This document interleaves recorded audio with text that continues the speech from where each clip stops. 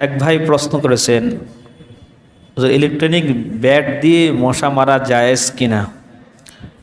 Electric যে bat আছে না, ব্যাট দিয়ে মশা মারা হয়, জায়েজ কিনা জানতে চেয়েছেন।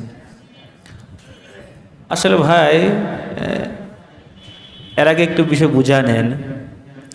আগুন দিয়ে পোড়ানো একমাত্র এটা আল্লাহর শানে পায়, এটা আল্লাহর অধিকার। কোনো বান্দার জন্য আগুন দিয়ে কোনো মাখলুক পোড়ানো এটা স্বাভাবিক অবস্থায় সুযোগ নেই। আগুন দিয়ে আপনি গরু পোড়ানো, ছাগল পোড়ানো, পাখি পোড়ায় ফেলা, আল্লাহ করে যে কোনো মাখলুক পোড়ায় ফেলা, এটা আপনার অধিকার নাই। এখন আসুন, মশাও আল্লাহ একটা মাখলুক। এই মশা যদি আপনার ক্ষতি করতে আসে, তাকে মাইরা ফেলেন, এটা আপনার অনুমতি আছে। তবে তাকে পোড়ানোর সুযোগ অধিকার আপনার নাই, জ্বালায় ফেলার অধিকার নাই।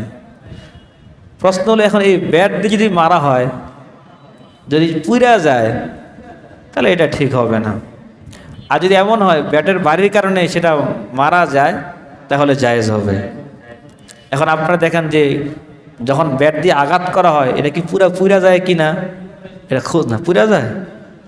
যদি পুরা যায় তাহলে এই মাসালা।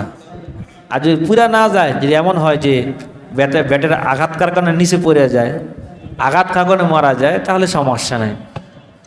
আমার কথা বুঝতে পারছেন আপনারা?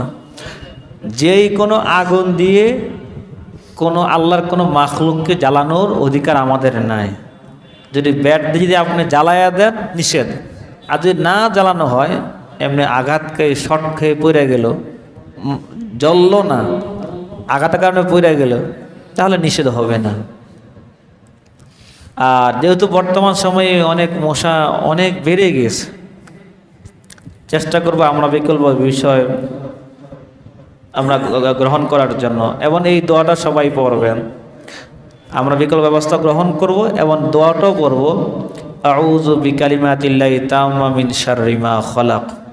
আমি আবারও বলছি, আউযু বিকালিমাতিল্লাহি তাম্মা মিন শাররি মা খালাক। যখনই বসবেন, যে জায়গা যাইবেন, ইনশাআল্লাহ এই দোয়ার উসিলায় আল্লাহ হেফাজত করবে। অনেকে ডেঙ্গু জ্বর হয় কি হয় না ভাই? আমরা আমল করি, চেষ্টা করি, ভালো করে মালিক কে? আল্লাহ। আল্লাহ আমাদের তৌফিক দান করুক।